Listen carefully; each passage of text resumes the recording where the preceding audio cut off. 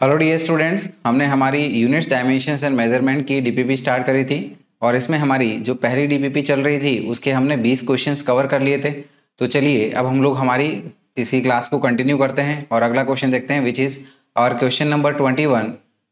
तो बच्चों देखिएगा, यहाँ पर क्वेश्चन में हमें दिया गया है कि assuming that the mass m of the largest stone that can be moved by a flowing river depends upon the velocity v of the water, its density rho and the acceleration due to gravity g। Right, तो सवाल में दिया गया है कि अगर हमारे पास में m मास का एक स्टोन है, राइट, और ये रिवर में फ्लो कर रहा है, तो इसका जो मास है लेट अस से इसकी वाटर की वेलोसिटी के ऊपर डिपेंड करता है, स्टोन की डेंसिटी के ऊपर डिपेंड करता है और हमारी acceleration due to gravity g के ऊपर डिपेंड करता है। तो बच्चों हमसे पूछा जा रहा है कि then m is directly proportional to, तो जो हमारा मास m है वो किसके डायरेक्टली प्रोपोर्शनल होगा, ठीक है ना, वेलोसिटी के अकॉर्डिंग उसकी पावर क्या होनी चाहिए, ये हमसे पूछी जा रही है। तो यहाँ पर देखिएगा, जैसे कि हमें क्वेश्चन में दिया गया है कि mass is directly proportional to velocity of the flowing river, density of the stone and acceleration due to gravity g, और हमें ये नहीं पता कि इनकी पावर क्या है। तो लेट अस से ये पावर हमारी a, b और c कंसिडर कर लीजिएगा।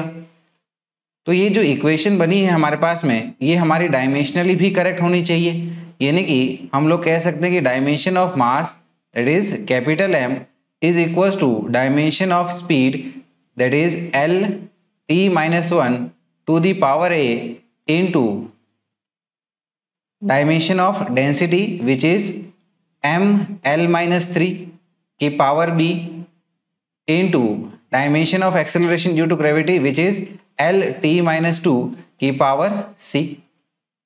राइट, तो यहां से हम लोग कह सकते हैं कि dimension of mass is equals to, यहां पर देखिएगा मास के पावर जो है वो क्या आ जाएगी, यहां पर सिंपली m की पावर ये b आ जाएगी, दिस इज m की पावर b।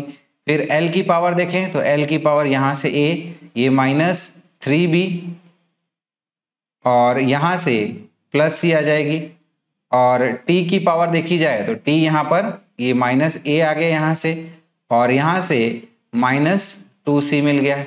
तो दोनों साइड में हमारे सिमिलर टर्म्स की पावर को इक्वेट कर लेते हैं। तो देखिएगा मास की यहाँ पर बाय डिफॉल्ट पावर क्या है, 1 है, यानी कि हम लोग कह सकते हैं कि b इज इक्वल टू 1। तो ये तो सीधे सीधे हमें b की वैल्यू मिल गई है, right. So we can say कि b इज इक्वल टू 1। फिर आगे बढ़ते हैं, ठीक है, यहाँ पर क्या कह सकते हैं हम लोग कि a -3b + c, इधर साइड में l का कोई टर्म नहीं है, यानी कि l की पावर 0 है। और थर्ड इक्वेशन क्या मिल जाएगी हमें, this is -a -2c is equal to 0। ठीक है, तो यहाँ से ये देखिएगा b की वैल्यू इसमें सब्सटीट्यूट कर देंगे तो ये इक्वेशन हमारी बन जाएगी a -3 + c is equal to 0। और इसी इक्वेशन में इस -3 टर्म को राइट हैंड साइड ले लो तो इक्वेशन हमारी क्या बन गई है, a + c is equal to 3। तो देखिएगा इन दोनों इक्वेशंस को हम लोग क्या कर देते हैं, इनको हम लोग ऐड कर लेते हैं। ऐड क्यों करेंगे, ताकि हमारे पास में ये -a और ये +a ऐड होके एक्चुअली खुद को सब्ट्रैक्ट कर लेंगे, और हमारी जो इक्वेशन है क्या बन जाएगी, -2c + c, यानी कि ये आ गया हमारे पास में -c इज इक्वल टू 3 हो गया। और यहाँ से हम लोग कह सकते हैं कि जो हमारी c की वैल्यू आई है वो c की वैल्यू आ जाएगी -3। तो ये हमारा हमको c का टर्म मिल गया। तो अगर हमें c की वैल्यू मिल गई है तो इसको हम लोग इस इक्वेशन में सब्स्टिट्यूट करके a की वैल्यू को ऑब्टेन कर सकते हैं, राइट। तो चलिए ऐसा ही करते हैं हम लोग। तो देखिएगा इस इक्वेशन में अगर c की वैल्यू पुट करेंगे, c हमारा -3 है, राइट। तो ये इक्वेशन क्या बन जाएगी हमें हमारी, that is we can say कि therefore a -3 is equal to 3, और वी कैन से कि a इज इक्वल टू 6। तो अब हमें यहाँ पर ये a की वैल्यू भी मिल चुकी है, तो अगर हमारे पास में ए की वैल्यू हमें मिल चुकी है तो देखिएगा वेलोसिटी की हमें पावर चाहिए थी, तो हम लोग क्या कह सकते हैं यहाँ से कि mass is directly proportional to velocity की power A, that is therefore we can say mass is directly proportional to velocity की पावर है, और a कितना आया है, that is 6 आया है, so we can say mass is directly proportional to velocity to the power 6। और ये हमें कौन से ऑप्शन में दिख रहा है, ये हमारे ऑप्शन डी में हमें देखने को मिल रहा है, तो सही आंसर हमारा ऑप्शन डी हो जाएगा। चलिए फिर अगले सवाल पे आ जाते हैं। अगला सवाल देखेंगे। अगला सवाल दिया गया है कि what is the number of significant figures in 0.0310 into 10 to the power 3, कि यहाँ पर 0.0310 इंटू 10 की पावर 3 में कितने सिग्निफिकेंट फिगर्स है, ये हमसे पूछ लिया गया है। तो देखिएगा 0.0310 इंटू 10 की पावर 3 की अगर हम लोग बात करें तो यहाँ पर ये जीरो है, डेसिमल के बाद जीरो है, तो ये दोनों जीरो हमारे इनसिग्निफिकेंट हो जाएंगे, और इसके बाद में ये 3 सिग्निफिकेंट है, 1 सिग्निफिकेंट है, और ये जीरो भी हमारा सिग्निफिकेंट हो जाएगा। और हमें पता है कि 10 की पावर जो भी हो यहाँ पर वो हमारा इनसिग्निफिकेंट है, यानी कि इन टोटल हमारे पास में कितने सिग्निफिकेंट मिल गए हैं, फिगर्स मिल गए हमें 3 सिग्निफिकेंट फिगर्स मिल गए हैं, तो यानी कि सही आंसर हो गया हमारा ऑप्शन बी विच इज 3। इस प्रकार से चलिए इसी तरह फिर हमारा अगला क्वेश्चन हमें दिया गया है कि the number of significant figures in 11.118 into 10 to the power -6 is, कि 11.118 इंटू 10 की पावर -6 में कितने सिग्निफिकेंट फिगर्स होंगे ये बताइए। तो 11.118 इंटू 10 की पावर -6, तो यहाँ पर सभी नॉन जीरो डिजिट्स है, यानी कि ये सभी हमारे पास में सिग्निफिकेंट हो गए, और 10 की पावर जो भी है वो तो सिग्निफिकेंट होती नहीं है, यानी कि हमारे पास में इन टोटल 5 सिग्निफिकेंट फिगर्स मिल रहे हैं यहाँ से, तो आंसर हो गया हमारा ऑप्शन सी विच इज 5। चलते हैं फिर अगले सवाल पे, जो कि है हमारा क्वेश्चन नंबर 24। सवाल दिया गया है कि in which of the following numerical values all zeros are significants, तो गिवन ऑप्शंस में से कौन सा ऐसा ऑप्शन है जिसमें हमारे सभी जीरोस सिग्निफिकेंट है। चलिए तो देखिए यहाँ पर ये क्या है हमारा 0.2020, तो यहाँ पर डेसिमल के पहले वाला ये जीरो है, ये इनसिग्निफिकेंट है। यहाँ पर हमारा जो जीरो है दो नॉन जीरो डिजिट्स के बीच में है, तो ऑब्वियसली ये हमारा सिग्निफिकेंट हो जाएगा, यानी कि सही आंसर हमारा ऑप्शन बी हो जाएगा। यहाँ पर देखिएगा 2020, ये जीरो हमारा इनसिग्निफिकेंट है, एंड नन ऑफ दीज तो है ही नहीं, ये हमें आंसर बी मिल रहा है। तो इसके लिए हम लोग कह सकते हैं कि only in 20.2 all zeros are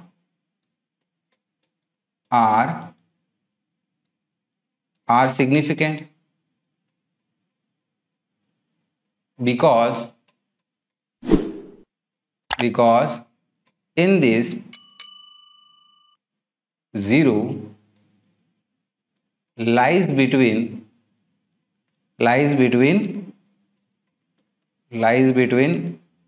two non-zero digits, right. तो हमने कहा है कि यहाँ पर 20.2 में हमारे सभी, यानी कि ये एक जीरो जो है वो भी सिग्निफिकेंट होगा, क्योंकि ये जो है हमारा नॉन जीरो डिजिट्स के बीच में लाई कर रहा है, इसीलिए हमारा सही आंसर हो गया ऑप्शन बी विच इज 20.2।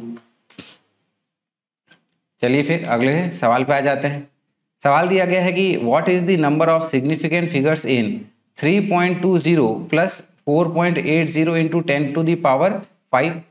तो बोला गया है कि अगर हम इसका एडिशन करते हैं तो हमें इनमें कितने सिग्निफिकेंट फिगर्स मिलेंगे।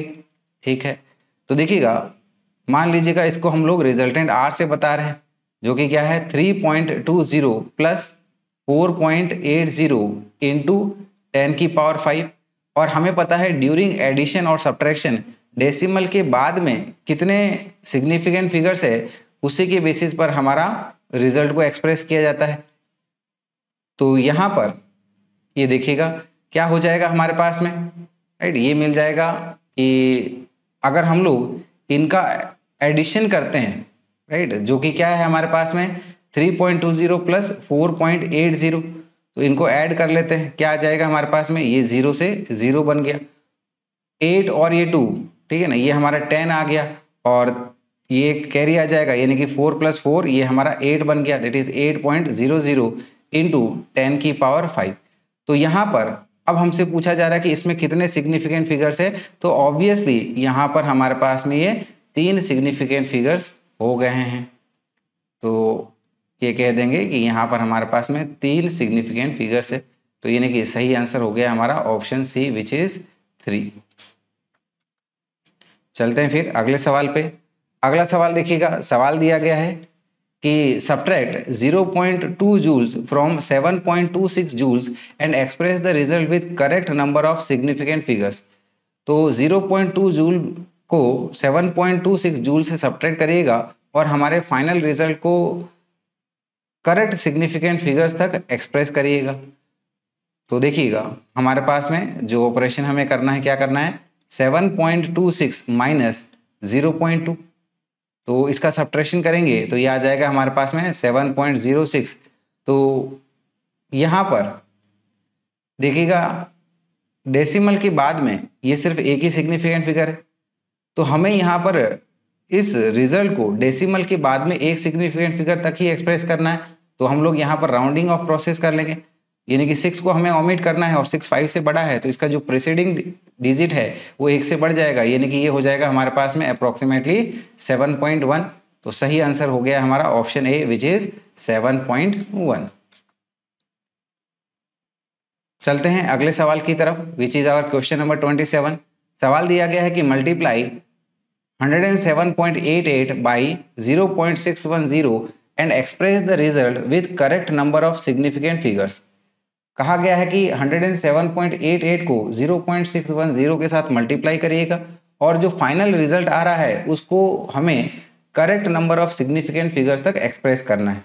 तो ऑब्वियसली यहाँ पर हमारा मल्टीप्लिकेशन रूल लागू होगा। देखिएगा सबसे पहले हम लोग क्या करते हैं, 107.88 को 0.610 से मल्टीप्लाई कर लेते हैं। जब आप इसको इससे मल्टीप्लाई करोगे तो इसका आंसर आएगा हमारे पास में 65.8068। फिर यहाँ पर अब हम लोग मल्टीप्लिकेशन रूल अप्लाई करते हैं, तो क्योंकि हमने इन दोनों को मल्टीप्लाई किया है तो मल्टीप्लिकेशन का जो रिजल्ट होता है वो हमारा कोई भी एक ऐसा डिजिट जिसमें कम से कम सिग्निफिकेंट फिगर्स हैं, तो रिजल्ट को भी हम लोग उतने ही कम सिग्निफिकेंट फिगर्स में एक्सप्रेस करते हैं। तो यहाँ पर देखिएगा ये वाले में हमारे पास में कितने सिग्निफिकेंट फिगर्स है, 3 significant figures.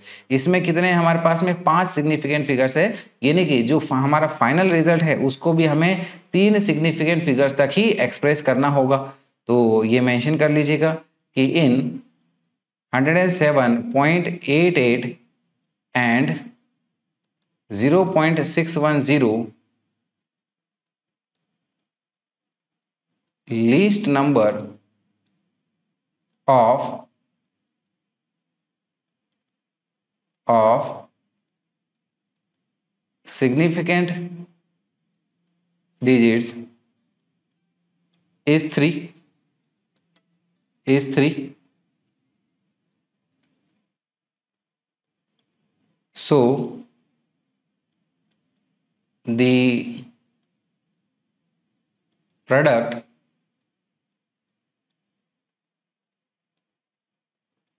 must contain 3 significant figures. Therefore, we can say our result is approximately 65 point rounding off करेंगे, ठीक है ना, राउंडिंग ऑफ करेंगे, ये 0 तो हटा ही ना है हमें, तो यानी कि ये हमारा 65.8 आंसर आ जाएगा। तो यानी कि सही आंसर हो गया हमारा ऑप्शन डी विच इज 65.8। चलिए अगले सवाल पे आ जाते हैं। फिर हम लोग अगला सवाल देखते हैं which is our question number 28। सवाल दिया गया है कि the length, breadth and thickness of rectangular sheet of metal are 4.234 metre, 1.005 metre and 2.01 centimetre respectively, right. तो हमें लेंथ, ब्रेथ एंड थिकनेस एक रेक्टेंगुलर शीट, ठीक है ना, जो कि मेटल की है उसकी दी गई है। क्या क्या है, 4.234 इसकी लेंथ है, 1.005 मीटर इसकी ब्रेथ है और 2.01 सेंटीमीटर इसकी थिकनेस है, then the volume of the sheet up to correct significant figures is, तो इस शीट का वॉल्यूम हमारा करेक्ट सिग्निफिकेंट फिगर्स तक क्या होगा। तो वॉल्यूम की बात हो रही है, तो वॉल्यूम क्या होता है हमारे पास में, length into breadth into height, so we can say it is 4.234, ठीक है ना, मीटर में है, तो हमको इसको भी सेंटीमीटर से मीटर में एक्सप्रेस करना होगा, तो यानी कि it is 1.005 into 2.01 centimetre, that is it will be equal to 0.201, ठीक है। तो मल्टीप्लिकेशन कर रहे हैं तो हमें फाइनल रिजल्ट को जिस डिजिट में भी कम नंबर ऑफ सिग्निफिकेंट फिगर्स थे, रिजल्ट को भी उतने ही सिग्निफिकेंट फिगर्स में एक्सप्रेस करना है। तो यहाँ पर 0.0201 में 3 सिग्निफिकेंट फिगर्स है, इसका मतलब हमारा जो फाइनल रिजल्ट रहेगा उसको भी हमें 3 सिग्निफिकेंट फिगर्स तक ही एक्सप्रेस करना होगा, और इसका मल्टीप्लिकेशन करेंगे तो ये हमारा आ जाएगा 0.0855, ठीक है ना, taking care of the number of significant figures, यानी कि कितना है यहाँ पर, ये 1 2 3, और वॉल्यूम है तो ये आ गया इसका unit metre cube, therefore our correct answer is option A which is 0.0855 metre cube. बढ़िया है, तो चलते हैं फिर अगले सवाल की तरफ। अगला सवाल क्या दिया गया है, सवाल नंबर हमारा 29 है, दिया गया है कि the radius of a thin wire is 0.16 millimetre, कि किसी एक थिन वायर की रेडियस 0.16 मिलीमीटर है, the area of cross section of the wire in millimetre square with correct number of significant figures is, तो इस वायर का right cross sectional area पूछा गया है, इसमें मिलीमीटर स्क्वायर में सिग्निफिकेंट फिगर्स को ध्यान में रखते हो। तो देखिए एरिया की हमें बात करनी है, cross section area of a wire, तो क्या होता है ये हमारे पास में पाई इंटू रेडियस स्क्वायर, पाई कितना होता है 22/7 इंटू रेडियस यहाँ पर कितनी है हमारी 0.16 मिलीमीटर, तो इसका स्क्वायर कर लेंगे। तो देखिएगा इसको जब हम लोग सॉल्व करेंगे तो इसकी वैल्यू हमारी आएगी 0.080457 इतने से। तो यहाँ पर ये चीज ध्यान में रखिएगा, हमने यहाँ पर रेडियस का यूज किया और रेडियस में कितने सिग्निफिकेंट फिगर्स हैं, 2 सिग्निफिकेंट फिगर्स है, इसका मतलब हमारा फाइनल रिजल्ट में भी फाइनल रिजल्ट को भी 2 सिग्निफिकेंट फिगर्स तक ही एक्सप्रेस करना होगा। तो ये चीज इसमें मेंशन कर लीजिएगा कि since radius has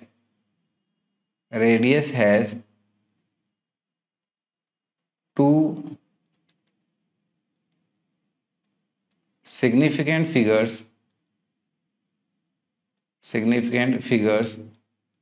so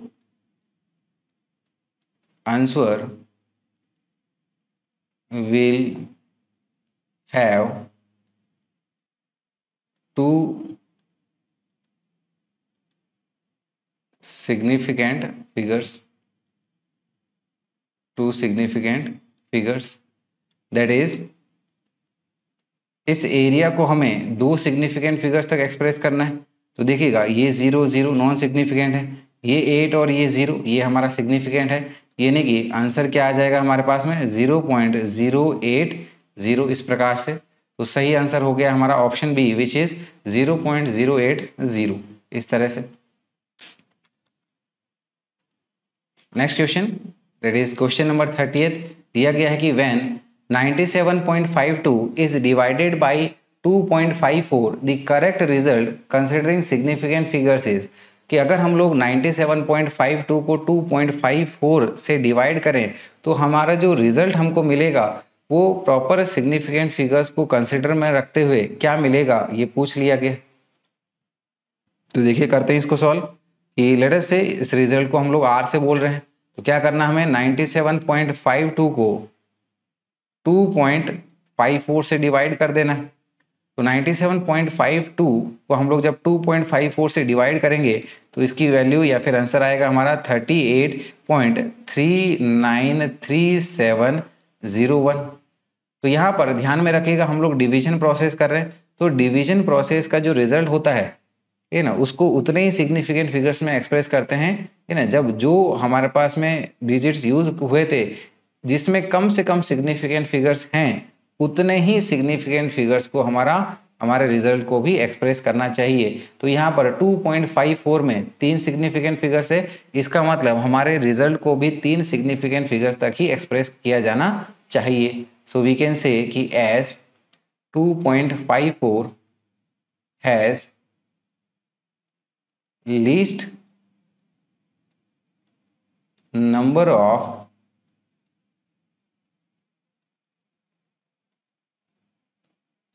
significant digits which is 3. So the result must be expressed till 3 significant digits, therefore we can say r is approximately, right. तो देखिएगा हमें इसको ये 3 डिजिट्स तक ही एक्सप्रेस करना है, तो यानी कि 9 के बाद में ये टर्म्स को हटाना है, तो 9 को यहाँ से हटा रहे हैं तो 9 हमारा 5 से ज़्यादा है, तो 3 जो है इसका प्रीसीडिंग वाला डिजिट 1 से इंक्रीज हो जाएगा, यानी कि आफ्टर प्रॉपर राउंडिंग ऑफ ये हमारा आंसर आ जाएगा 38.4। So our answer will become 38.4, that is our option will be option D, that is 38.4। चलिए फिर क्वेश्चन नंबर 31 देखते हैं। क्वेश्चन नंबर 31 दिया गया है कि what is the order of magnitude of 5.0 into 10 to the power -6 into 5.0 into 10 to the power -8 with due regards to significant digits. कि अगर हम लोग इन दो टर्म्स का मल्टीप्लिकेशन करते हैं तो जो फाइनल रिजल्ट है उसका ऑर्डर ऑफ मैग्नीट्यूड क्या है, ठीक है ना, प्रॉपर सिग्निफिकेंट फिगर्स को ध्यान में रखते हुए। तो देखिए यही करते हैं, सबसे पहले इस ऑपरेशन को सॉल्व कर लेते हैं। क्या दिया गया है हमें कि r, ठीक है ना, जो ये हमारा आउटपुट आ रहा है इट इज 5.0 इंटू 10 की पावर -6 मल्टीप्लाइड विथ 5.0 इंटू 10 की पावर -8। सो हियर, ठीक है ना, मल्टीप्लीकेशन करेंगे तो ये आ जाएगा हमारे पास में 25.0 इंटू 10 की पावर -14।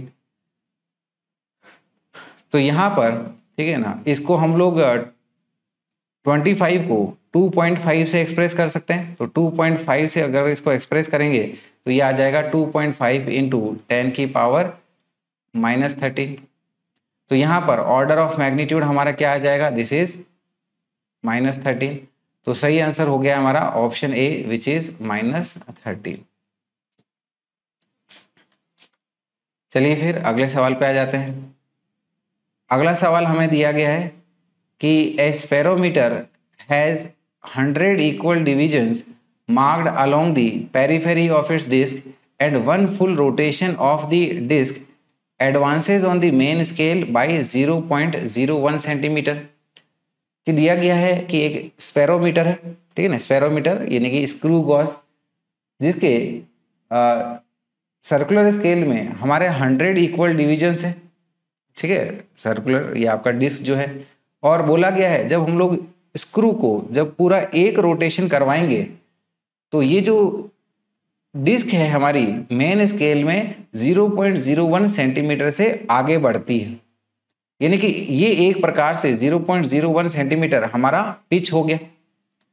आगे क्या दिया गया है कि the least count of this system is, तो हमारा इस सिस्टम का लीस्ट काउंट क्या होगा ये हमसे पूछा गया है। तो बच्चों हमें पता है कि लीस्ट काउंट क्या होता है कि मेन स्केल का एक डिवीजन या फिर pitch divided by number of divisions on circular scale. So we can say कि it is pitch divided with number of divisions on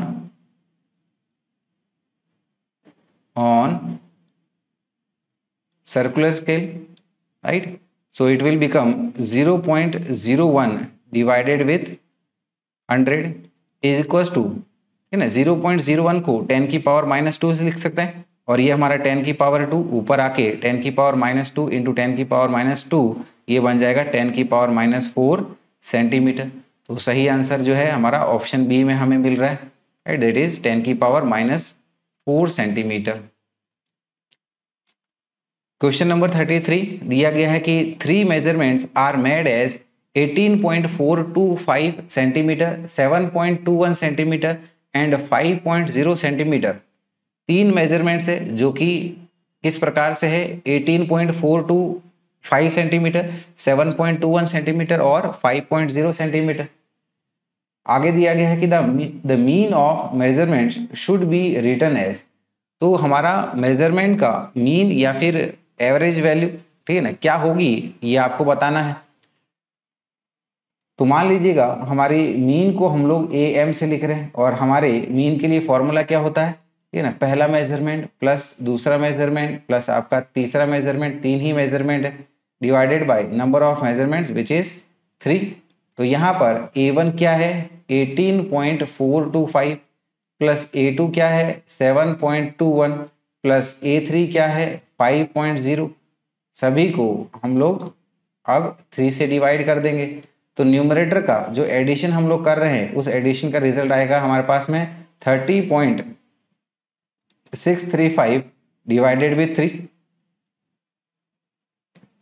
तो इसका रिजल्ट आ जाएगा हमारे पास में 10.2166, जिसको हम लोग अप्रोक्सीमेटली 10.2 सेंटीमीटर से बता सकते हैं, राइट।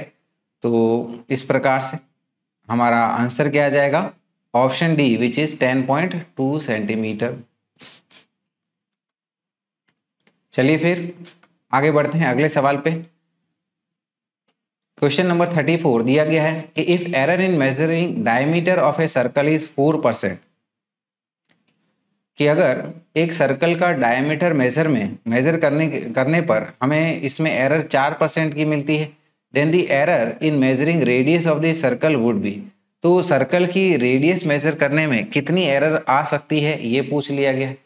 तो बच्चों हमें पता है कि diameter is basically half of radius, so we can say कि percentage error in diameter is equal to percentage error in radius, right, in this way.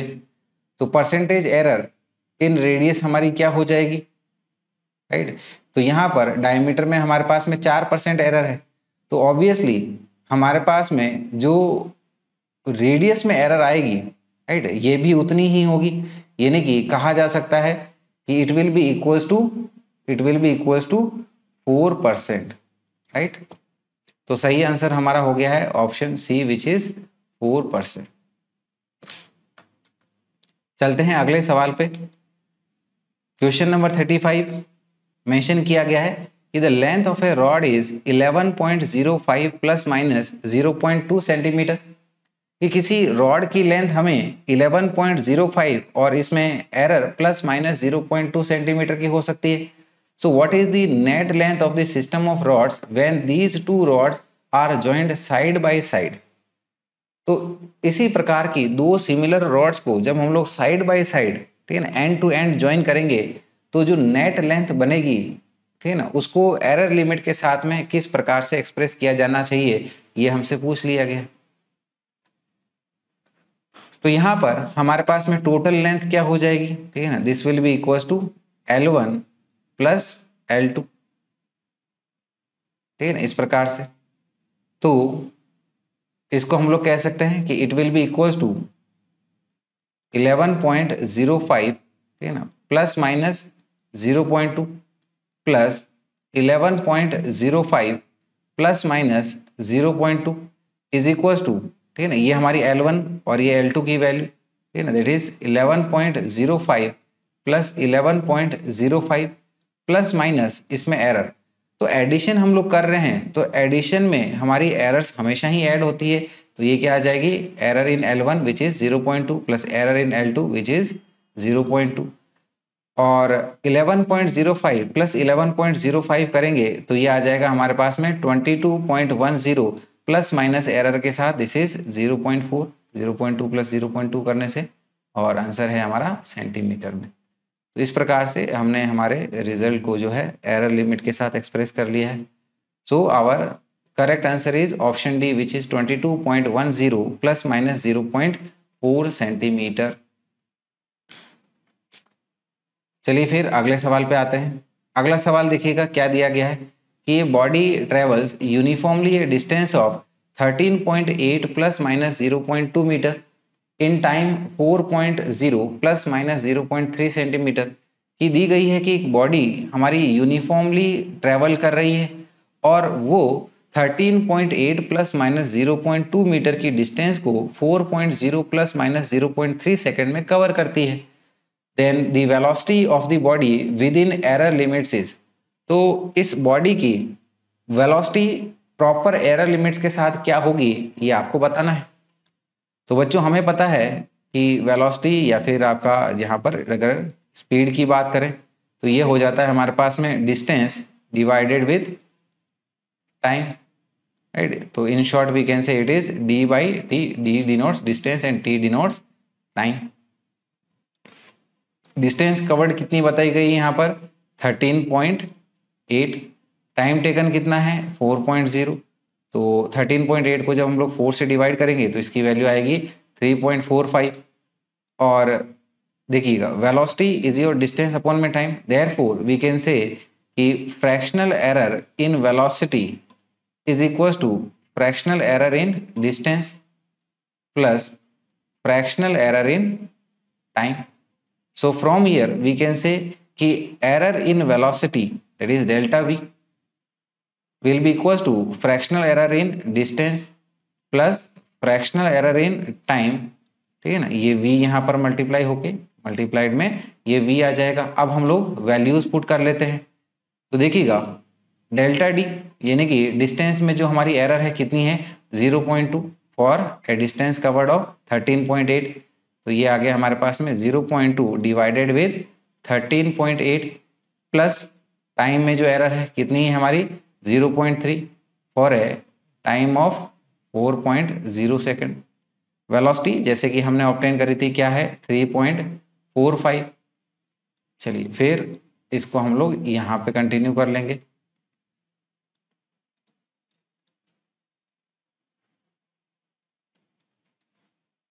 So it will be given bye, है ना, तो ये 3.45 पहले वाले term में multiply कर लीजिएगा, ये बन जाएगा 0.2 इंटू 3.45 डिवाइडेड विद 13.8 प्लस, ठीक है ना, सेकेंड वाला टर्म में हम लोग 3.45 को मल्टीप्लाई कर लेंगे तो ये आ जाएगा 0.3 इंटू 3.45 डिवाइडेड विद 4.0। तो यहाँ पर थोड़ा कॉम्प्लेक्स कैलकुलेशन लगेगा, तो पहले वाले का हमारे पास में रिजल्ट आ जाएगा 0.05 प्लस इसका रिजल्ट आएगा हमारे पास में 0.25875 और इन दोनों को आपस में ऐड करेंगे तो ये आ जाएगा 0.30875, राइट। और यहाँ पर ठीक है देखिएगा एरर को हमें 0.2 यानी कि आपका 1 डेसिमल तक यहाँ पर एक्सप्रेस किया गया है, तो इसको हम लोग अप्रोक्सीमेटली लिख सकते हैं एज 0.3, ठीक है ना। तो फाइनल रिजल्ट को हम लोग एक्सप्रेस करते हैं तो क्या बोलेंगे कि velocity is plus minus delta we यानी कि एरर के साथ इट विल बी, वी हमारे पास आ गया है 3.45 और एरर लिमिट इसकी कितनी है 0.3 की मीटर्स पर सेकेंड इसकी यूनिट के साथ। तो करेक्ट आंसर हो जाएगा हमारा option B which is 3.45 plus minus 0.3 metres per second. Question number 37 देखते हैं, ठीक है ना। दिया गया है कि एक cuboid has volume of v is equal to l into 2l into 3l where l is the length of one side, कि एक क्यूबॉइड का वॉल्यूम हमें दिया गया है as l into 2l into 3l और जिसमें l क्या है, ठीक है ना, l हमारी एक साइड की लेंथ है। So if the relative percentage error in the measurement of l is 1% then the relative percentage error in measurement of v is, तो अगर L को मेजर करने में हमारी रिलेटिव परसेंटेज एरर 1% की आती है तो बताइएगा कि वॉल्यूम को मेजर करने में या फिर वॉल्यूम में कितनी एरर आएगी, परसेंटेज एरर आएगी, ये बताया, ये आपको बताना है, ये ऐसा सवाल पूछ रहा है। तो वॉल्यूम, ठीक है ना, जैसे कि it is given by L into 2L into 3L, तो ये आ जाएगा हमारे पास में 6 इंटू L की power 3। So from here we can say कि percentage fractional error in volume is equal to, ठीक है ना, ये पावर 3 सामने लिख लीजिएगा, इंटू डेल्टा L अपॉन में L into 100, that is 3 times percentage fractional error in L। So it is 3 into, और L में परसेंटेज फ्रैक्शनल एरर हमें कितनी दी गई है 1% की, सो it is 3 into 1% will give you 3%। तो सही आंसर आ गया हमारा ऑप्शन सी विच इज 3%। चलिए क्वेश्चन नंबर 38 पे आते हैं। सवाल दिया गया है कि a force F is applied on A square plate of side L। एक फोर्स F है जिसको स्क्वायर प्लेट, ठीक है ना, कि L जिसकी एक साइड है L उसके ऊपर अप्लाई किया गया है। So if the percentage error in the determination of L is 2% and that in F is 4%, तो अगर L में हमारा परसेंटेज एरर 2% का होता है और F में परसेंटेज एरर 4% का होता है, तो पूछा जा रहा है कि what is the possible error in pressure. तो प्रेशर में पॉसिबल एरर कितना हो सकता है इन टर्म्स ऑफ परसेंटेज, ये हमको बताना है। तो बच्चों जैसे कि हमें पता है कि percentage is given by force per unit area, that is force divided by area. So it is force upon में L square, right. Area square है तो एक साइड का L है, दूसरा भी L है, तो L इंटू L यानी कि L स्क्वायर हो गया। या फिर इसको हम लोग लिख सकते हैं F इंटू L की पावर हमारी -2, राइट, L की power -2। Therefore we can say कि percentage fractional error in percentage, ठीक है ना, will be given by delta F upon में F plus 2 into delta L upon में L इंटू 100। 2 क्यों आया है, क्योंकि हमें मैक्सिमम परसेंटेज फ्रैक्शनल एरर बतानी है। तो यहाँ पर ये पावर जो है हमेशा, ठीक है ना, यहाँ पर जो 2 है, ठीक है ना, और ये दोनों आपस में ऐड हो जाएगी, तो ये हमारी total percentage fractional error in pressure आ गया। So percentage fractional error in force कितना बताया गया है, 4% बताया गया है, plus 2 into percentage fractional error in length जो कि हमारा 2% है। तो क्या हो गया, ये 4% प्लस 4% इज इक्वल टू 8%, और ये हमारा हमें ऑप्शन ए में दिख रहा है। तो सही आंसर हो गया हमारा ऑप्शन ए, दैट इज 8%। चलिए अगले सवाल पे आते हैं फिर हम लोग। अगला सवाल which is our question number 39 दिया गया है कि the heat generated in a wire depends directly on the resistance, current and time. कि किसी वायर में जो हीट जनरेट होती है वो उसके रेजिस्टेंस, उसके अंदर बह रहे करंट और टाइम के ऊपर में डिपेंड करती है। So if the error in measuring the above are 1%, 2% and 1% respectively, और इनको मेजर करने में, ठीक है ना, जैसे रेजिस्टेंस को मेजर करने में उसकी एरर 1% जाती है, करंट को मेजर करने में एरर हमारी 2% की तक आ सकती है, और टाइम को मेजर करने में एरर हमारी 1% तक आ सकती है। Then the maximum error in measuring the heat is, तो हीट को मेजर करते वक्त उसमें कितनी मैक्सिमम एरर आ सकती है, ये हमसे पूछ लिया गया। तो देखिएगा हमें पता है कि heat generated in a resistor is given by I square R T. Here I is current, R is resistance and T is time taken. So we can say कि percentage fractional error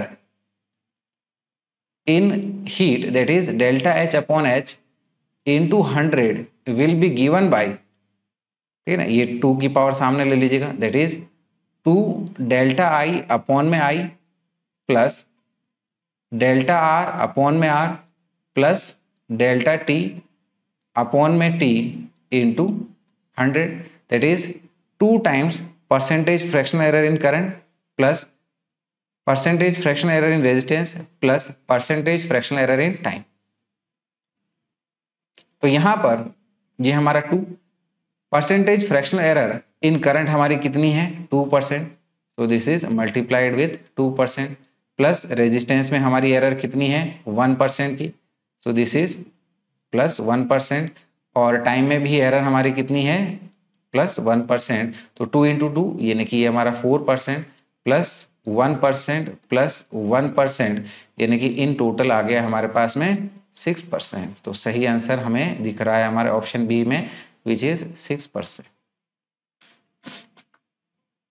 तो चलिए अगला सवाल देखते हैं, which is our question number 40th।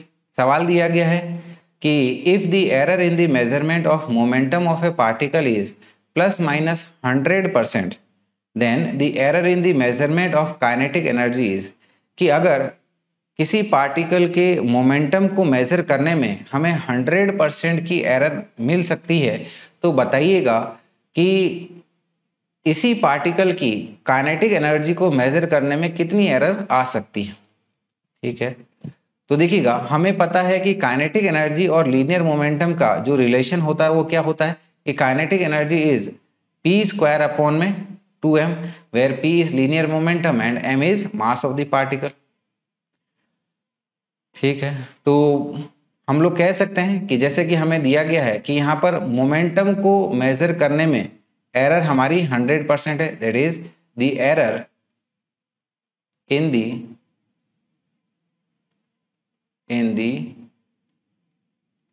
The measurement of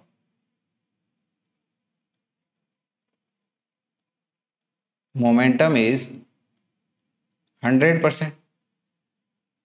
तो अगर हमारा मोमेंटम को मेजर करने में एरर हमारी 100% आती है, तो देयरफॉर अगर मान लीजिएगा कि इनिशियल मोमेंटम हमारा एक्चुअल मोमेंटम p हुआ, right, that is so the actual momentum with error, क्या कह सकते हैं कि ये हो जाएगा मोमेंटम प्लस 100% इसमें एरर है, यानी कि उतना ही ये एरर के साथ हमें मेजरमेंट में इसकी वैल्यू क्या मिल रही है 2p, यानी कि अगर हमारे पास में एक्चुअल मोमेंटम p है तो एरर के साथ अगर मेजर किया जा रहा है तो हमें इसकी फाइनल रीडिंग कितनी मिल रही है 2p मिल रही है। ठीक है, तो अब हम लोग अगर काइनेटिक एनर्जी को मेजर करेंगे तो उसमें एरर कितनी आ जाएगी, तो वी कैन से कि देयरफॉर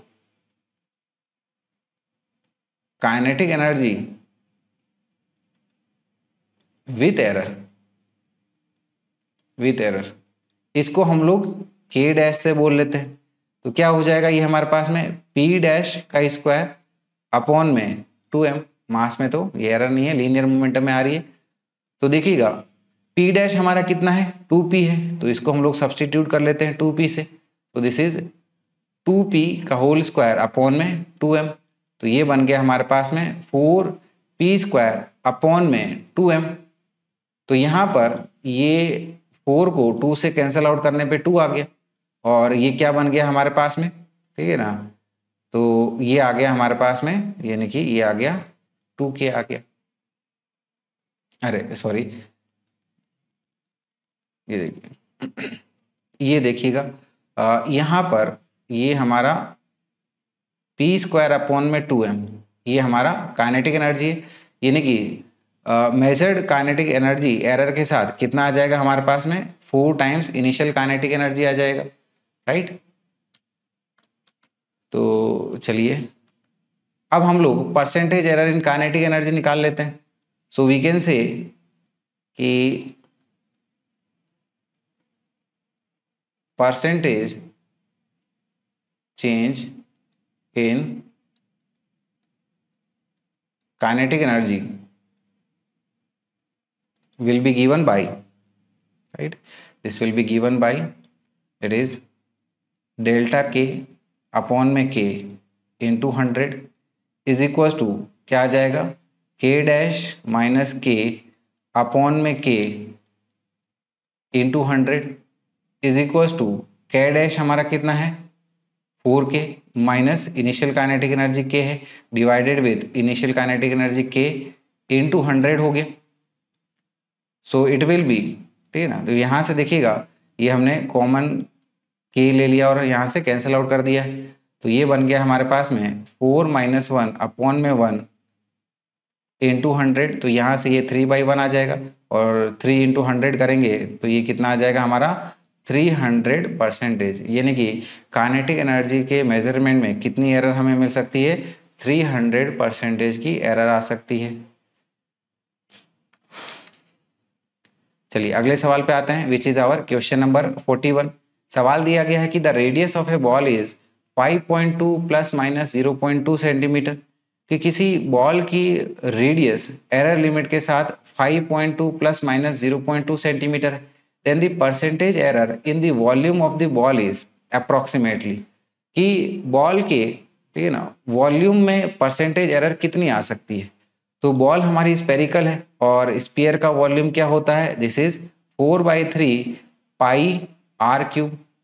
तो वॉल्यूम में हमारी percentage fractional error that is delta V upon में वी इंटू 100 क्या आ जाएगा, 4/3 कांस्टेंट है, पाई कांस्टेंट है, तो इसकी एरर क्या आ जाएगी, ये 3 की पावर को सामने ले लीजिएगा, into percentage fractional error in radius, इस प्रकार से। तो ये आ जाएगा 3 इंटू डेल्टा आर कितना है हमारे पास में 0.2 अपॉन में आर कितना है 5.2 इंटू 100। तो इसको सॉल्व करने पे इसकी वैल्यू आ जाएगी हमारी 11.53, जिसको हम लोग अप्रोक्सीमेटली 11% कह सकते हैं। तो सही आंसर हमारा हो गया है ऑप्शन ए विच इज 11%। चलिए क्वेश्चन नंबर 42 देखते हैं। क्वेश्चन नंबर 42 दिया गया है कि the values of two resistors are 5.0 plus minus 0.2 kilo ohm and 10.0 plus minus 0.1 kilo ohm, कि दो रेजिस्टर्स की वैल्यू है हमारे पास में एरर लिमिट के साथ एस 5.0 प्लस माइनस 0.2 ओम और दूसरे की है 10.0 plus minus 0.1 kilo Om. So what is the percentage error in the equivalent resistance when they are connected in parallel? तो अगर इन दोनों रेजिस्टर्स को हम लोग पैरेलल में कनेक्ट करते हैं और उसके इक्विवेलेंट रेजिस्टेंस को जब मेजर किया जाए तो उस इक्विवेलेंट रेजिस्टेंस का रेजिस्टेंस क्या होगा विथ हाँ एरर लिमिट नहीं, उसकी परसेंटेज में उसकी एरर कितनी आएगी ये हमसे पूछा जा रहा है। तो देखिएगा जब हम लोग रेजिस्टर्स को पैरेलल में कनेक्ट करते हैं तो इसका इक्विवेलेंट रेजिस्टेंस हमें मिलता है R1 इंटू R2 अपॉन में R1 प्लस R2 से। तो from here we can say कि fractional error in resistance that is equivalent resistance is equal to delta R1 upon में R1।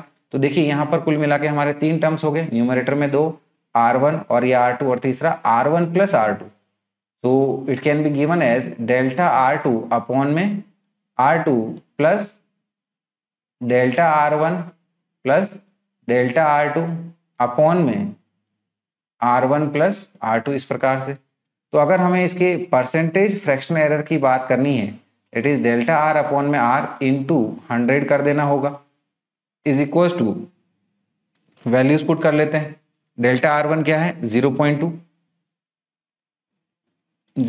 Divided with 5 plus delta R2 कितना है 0.1 upon में 10 plus delta R1 which is 0.2 plus delta R2 which is 0.1 divided with R1 plus R2 यानी कि 5 plus 10 multiplied with ये 100 हो जाएगा। तो यहाँ पर ठीक है ना 0.2 अपॉन में 5 इंटू 100 करेंगे तो इसको हम लोग 20/5 परसेंटेज से लिख सकते हैं। 0.2 को यहाँ पर 100 से मल्टीप्लाई किया है तो बेसिकली ये हम लोग 100 को सभी के साथ यहाँ मल्टीप्लाई कर रहे हैं। तो ये बन जाएगा हमारे पास में 10/10 परसेंटेज प्लस ये 0.3, इसको हम लोग 100 से मल्टीप्लाई करेंगे तो ये आ जाएगा हमारे पास में 30 डिवाइडेड विथ 15 परसेंटेज। तो 20 डिवाइडेड बाई 5 ये हमारा 4% हो जाएगा प्लस 10/10 ये हमारा 1% हो गया। 30 डिवाइडेड विथ 15 ये हमारा 2% हो गया। तो 4 + 1 + 2 यानी कि ये बन गया हमारे पास में 7%। तो सही आंसर आ गया हमारा ऑप्शन सी विच इज 7%। ठीक है।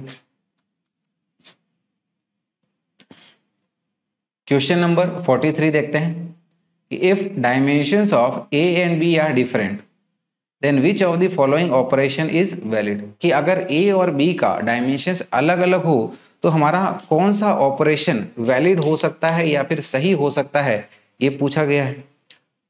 तो बच्चों एक चीज तो हमें पता है कि अगर हमारी ऑब्जेक्ट्स के डायमेंशंस अलग अलग है, यानी कि ऑल टुगेदर हमारी अलग फिजिकल क्वांटिटी हो गई, तो प्रिंसिपल ऑफ होमोजेनिटी यही कहती है कि हम लोग डिसिमिलर फिजिकल क्वांटिटीज को आपस में ऐड या सब्ट्रैक्ट नहीं कर सकते, सिर्फ और सिर्फ सिमिलर फिजिकल क्वांटिटीज को ही हम लोग आपस में ऐड या सिर्फ सब्ट्रैक्ट कर सकते हैं, यानी कि ये दो ऑप्शन तो हमारा हो ही नहीं सकता। ठीक है, तो दूसरा चीज, ये जो हमारा टर्म है ये हमारा डायमेंशन लेस रहना चाहिए, यानी कि इसका जो ये रेशियो है ये भी हमारा डायमेंशन लेस रहना चाहिए, लेकिन ये तो इन दोनों के डायमेंशन हमारे सेम है, यानी कि ये भी हमारा ऑपरेशन सही नहीं हो सकता। तो ए अपॉन में भी डिवीजन बिल्कुल पॉसिबल है, राइट। तो सही आंसर तो हमारा ऑप्शन ए हो जाएगा। और इसमें मेंशन कर लीजिएगा प्रिंसिपल ऑफ होमोजेनिटी को लेके हमने जो बात करी है, तो इसमें हम लोग कह सकते हैं कि from principle of homogeneity only similar physical quantities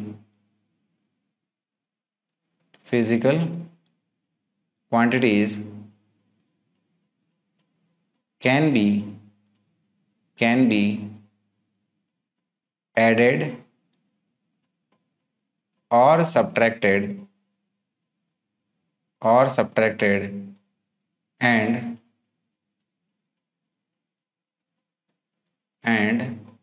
exponential function should be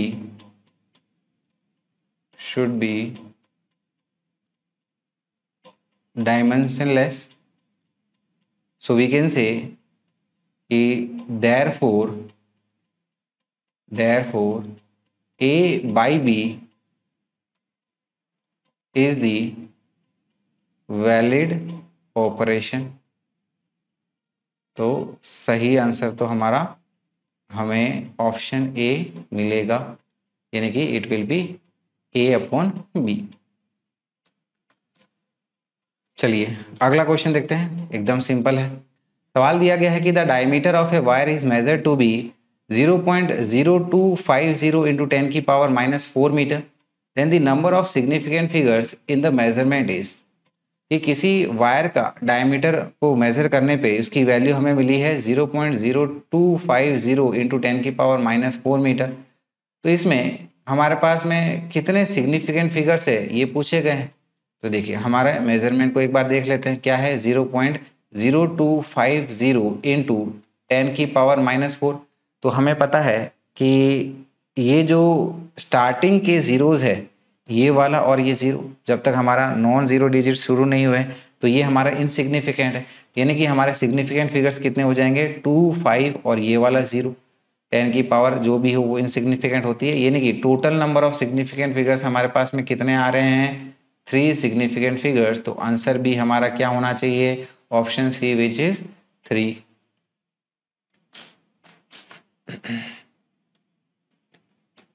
चलिए इस डीपीपी का, ठीक है, यानी कि यूनिट्स डायमेंशन एंड मेजरमेंट की जो हमारी पहले डीपीपी है इसका हमारा ये आखिरी क्वेश्चन है। अगली डीपीपी हम लोग हमारी नए वीडियो के साथ शुरुआत करेंगे। तो देखिएगा हमारा आखिरी क्वेश्चन जल्दी से देख लेते हैं कि dimensional formula for electromotive force is same as that for. कि इलेक्ट्रोमोटिव फोर्स का डायमेंशनल फॉर्मूला किसके सेम होता है, राइट। तो बच्चों इसको हम लोग हमारे 12th क्लास में स्टडी करते हैं कि इलेक्ट्रोमोटिव फोर्स जो है, ठीक है ना, वो बेसिकली हमारे किसी बैटरी की रेटिंग बताता है और ये एक प्रकार से टोटल पोटेंशियल डिफरेंस होता है, ठीक है ना, राइट। टोटल पोटेंशियल डिफरेंस होता है एक सर्किट का, ठीक है ना, अगर हमारा सर्किट ओपन हो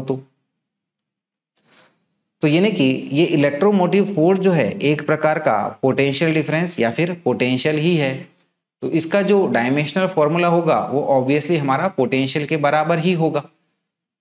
तो एक बार इसमें जो ये एक्सप्लेनेशन मैंने आपको दिया है इसके बारे में लिख लीजिएगा कि इलेक्ट्रो मोटिव फोर्स, जिसको हम लोग शॉर्ट में ईएमएफ भी कहते हैं, is basically total potential drop or difference across the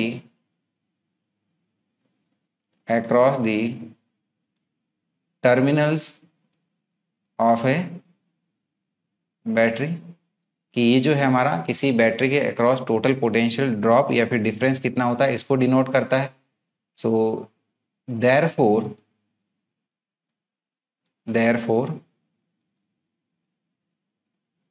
dimensions